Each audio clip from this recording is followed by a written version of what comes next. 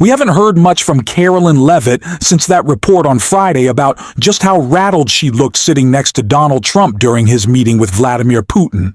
And honestly, who can blame her? Whether it was Trump's capitulation or his obvious cognitive decline, Leavitt looked like she had just seen a ghost. But what happened today was even more disturbing. In the White House press briefing room, Leavitt tried desperately to spin the story, covering up Trump's secret call with Putin, a call he literally ran out of a meeting with world leaders to make. It was chaos, a complete meltdown. She was shouting down reporters, attacking anyone who pressed her, just an unhinged spectacle. We're going to break down that meltdown in just a second, but before we do, if you could leave a like on this video and hit that subscribe button if you haven't already, it really helps support the channel. Now, let's start with how Leavitt opened things. A lecture to the media, a self-righteous rant that set the stage for the disaster that followed. However, one thing that has absolutely not changed is the media's negative and downright false coverage of President Trump and his foreign policy accomplishments. From the beginning of this entire process, much of the left-wing media has been actively rooting against the President of the United States in the pursuit of peace.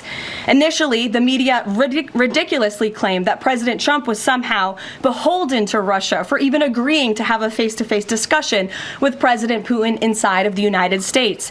The media said President Trump was making a grave mistake by, quote, legitimizing Putin. They were aghast that President Trump would treat another world leader like a world leader. The media relentlessly attacked President Trump and claimed he suffered a, quote, major defeat for not immediately emerging with a final agreement, even though he said heading into that meeting, this was a meeting to listen and to understand how to move the ball forward. All weekend following those historic U.S.-Russia bilateral talks, we listened to clueless pundits on television trying but failing to claim that the president had failed. The so-called experts in the foreign policy establishment, whose record is nothing but endless wars, trillions of wasted taxpayer dollars, and dead Americans, have the nerve to try and lecture President Trump, who has solved 7 global conflicts in 7 months, about peace. This is the same president, by the way, who brokered the Abraham Accords in his first term, on top of more than half a dozen other peace deals this year alone, as I just said.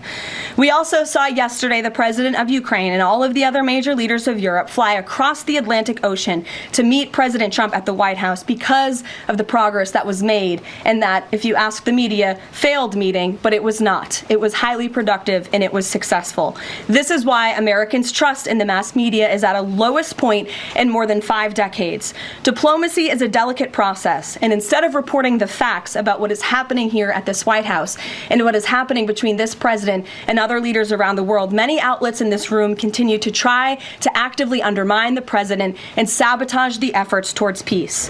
That is why I felt the need to set the record straight. Where does Karoline Leavitt get off? Seriously, what gives her the right to stand at that podium, wag her finger at the press, and lecture journalists like she's the arbiter of truth? This is the ethos of the Republican Party in 2025. They cry victimhood, claim they're being silenced, and then turn around and actively try to silence the free press themselves. And that's exactly what Leavitt is doing for Donald Trump, helping him carry out a campaign to bully, sue, and shut down reporters. It's abhorrent. And honestly, it's just exhausting. Because here's the thing, Leavitt isn't just a liar, she's a bad liar. A disgraceful hack, sure, but mostly just annoying. That little half smirk she flashes, the grating tone of her voice as she spins one blatant falsehood after another, it's insulting to everyone's intelligence. And today, she tried to pull off one of the most obvious, shameless spins we've ever seen, right before completely melting down. These European leaders at the White House 48 hours after sitting down with President Putin on American soil. In fact, there was so much progress in the readout that was given to these European leaders immediately following his meeting with President Putin that every single one of them got on a plane 48 hours later and flew to the United States of America. And if I could just read for all of you some of the statements from those European leaders yesterday, you had President Zelensky himself saying it was a very good conversation. It was really good. We spoke spoke about very sensitive points. The Secretary General, Mark Rutte, it was the president, only because of the president, that this deadlock was broken, but with President Putin by starting a dialogue. So these leaders, who this war is in their backyard, are very grateful that the president took that call and that he was there to provide them with a readout of Russia's thinking on this, something that was not done by the previous administration at all. Catherine. Really, Karoline? World leaders trust Trump so much they had to babysit him so he wouldn't snap at Zelensky's outfit? Because he wasn't wearing some cheap 15-foot Trump tie? Please. The spin is laughable. Trump only plays tough guy until Putin's name comes up. Then he folds, desperate to grab the phone. And when Leavitt got called on it, total meltdown. In Ukraine to make that bilateral happen as we speak. Sean. Hey, if the point is to get everybody on the same page, why wouldn't Trump just take the call from Putin while the other leaders were in the room? He said it would be disrespectful to do that, but why is it disrespectful? With all due respect, only a reporter from the New York Times would ask a question like that, Sean. The president met with all of these European leaders at the White House 48 hours after sitting down with President Putin on American soil. In fact, there was so much progress in the readout that was given to these European leaders immediately following his meeting with President Putin that every single one of them got on a plane 48 hours later and flew to the United States of America. And if I could just read for all of you some of the statements from those European leaders yesterday, you had President Zelensky himself saying it was a very good conversation. It was really good. We spoke about very sensitive points. The Secretary General, Mark Rutte, it was the president, only because of the president, that this deadlock was broken, but with President Putin by starting a dialogue. So these leaders, who this war is in their backyard, are very grateful that the president took that call and that he was there to provide them with a readout of Russia's thinking on this, something that was not done by the previous administration at all. Catherine. That's the giveaway with Karoline Leavitt when she sneers, "Of course the New York Times would ask that." Yeah, it's called journalism. You're in the press briefing room, not a propaganda chamber, at least not yet. But the BS is obvious. Trump sprinted out because he had to talk to his buddy Vlad, not because of world leaders. They've got some secret deal. And Trump, ever the narcissist, brags that Putin wants to cut it just for him. Please. He's not tough. He's Putin's little lapdog. I was wondering if you could clarify something President Trump said. He mentioned getting rid of the slums where criminals live. Was he talking about tents or permanent residential buildings? And then the mayor has expressed an interest in clarifying how much of a focus illegal immigration enforcement is as part of this crackdown. Can you say anything about that? Sure. And third, any preview on the beautification? 3 questions. I'll try to answer all 3 of them pointedly for you. First, when it comes to what you said, and the president said, the slums of Washington, D.C., he's referring to the most dangerous communities, neighborhoods, and streets in this city where, unfortunately, violence has ravaged these communities and taken the lives of, again, far too many law-abiding D.C. residents. We know on July 5th of this year, just more than a month ago, a 3-year-old beautiful young girl was shot and killed in her car with her family in one of these communities, which is why there has been a surge, despite what many of you have been falsely reporting. And I believe it was the Washington Post who put out a map claiming it to be fact-based when it was just based on, I don't know, accounts that they've heard on the street, not actual statistics and data. So we went and reconfigured the numbers, and as I said, nearly half of all the non-illegal alien-related arrests have occurred in wards 7 and 8 in the District of Columbia, where we know, excuse me, there's the highest rate of crime. So we'll continue to do that. And what was your second question, Stephen? Legal immigration. What are they even saying anymore? Karoline Leavitt just pisses me off, and I know I'm not alone. This administration has zero empathy. They've turned one of Trump's worst traits into the whole party's identity, cruelty as the point. To be MAGA now means no values, just vengeance. Against anyone who doesn't look, sound, or love like you. It's about stripping people of their humanity. And for what? They think it'll make us hate each other. Instead, it just makes us hate them. That's why they fear hearing from us. That's why Trump is trying to steal the midterms. And Leavitt is out here spinning for him.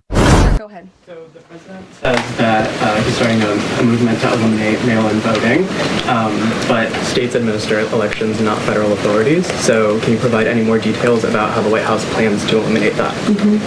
The White House continues to work on this, and when Congress comes back to Washington, I'm sure there will be many discussions with our friends on Capitol Hill and also our friends in state legislatures across the country to ensure that we're protecting the integrity of the vote for the American people. And I think Republicans generally, and the president generally, wants to make it easier for Americans to vote and harder for people to cheat in our elections. And it's quite mind-boggling that the Democrat Party could stand in opposition to common sense. He wants to ensure election integrity. There were great efforts that were made in 2024. I won't get ahead of myself for Hatch Act reasons to get ahead for the next election, but I can assure you this is a priority for the president. Trump knows he can't kill mail-in voting. It's unconstitutional. But what he can do is take up space with endless legal fights, burning time and money, and MAGA is happy to follow along. Democrats need to learn from that. Stop waiting on Joe Manchin, Sinema, or the filibuster.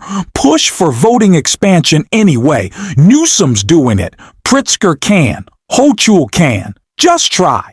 Get caught trying. Because that's all Trump does. Try to take up space even now with nonsense like Karoline Leavitt claiming his next big move is getting into heaven. I think that we might not need the trilateral and that Zelensky and Putin might come to this conclusion on their own.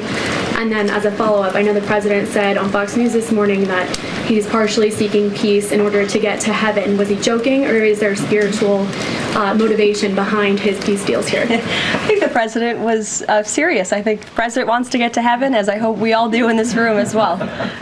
Annie. This is late-stage decline, like sundowning.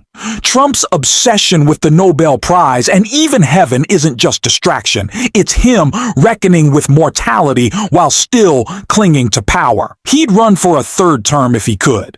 That's why he's trying to steal seats in Texas, Indiana, and Ohio, because he knows people aren't showing up for him. Instead, he builds propaganda outlets and election-stealing mechanisms. And today, right alongside him, we saw his special media rep, Karoline Leavitt. Karoline, thanks so much. So a couple of questions regarding the status of these peace talks. Obviously, we saw the president and President Putin there in Anchorage. We saw the world leaders here yesterday with this summit. We've heard phrases like coalition of the willing. We've also heard Article 5-like guarantees. When it comes to the security guarantees, what is the current status of that? I know the president earlier today mentioned boots on the ground would be UK, France, Germany possibly, but unequivocally said no U.S. troops on the ground, but U.S. coordination. Can you elaborate on that, and what would the red lines be? Sure. Well, you got to the heart of what I was going to say to all of you today on security guarantees, which is the president has definitively stated U.S. boots will not be on the ground in Ukraine, but we can certainly help in the coordination and perhaps provide other means of security guarantees to our European allies. The president understands security guarantees are crucially important to ensure a lasting peace, and he has directed his national security team to coordinate with our friends in Europe and also to continue to cooperate and discuss these matters with Ukraine and Russia as well. This administration constantly misleads the public about the media. Two claims stand out: that they're transparent and that they're opening the White House to new media. Talking a lot isn't transparency. Answers are answers, not just responses. And new media? Not really. They're letting in partisan propagandists instead of journalists. It's absurd. That's why independent media matters and why your support matters. You tune in, watch, like, and subscribe, and that's how we keep going. Today was a little let loose episode, I admit, but sometimes you have to let off steam. If you want to support the show, hit subscribe, leave a like, and if you made it to the end, drop a blue heart in the comments. And until next time, I will see you soon.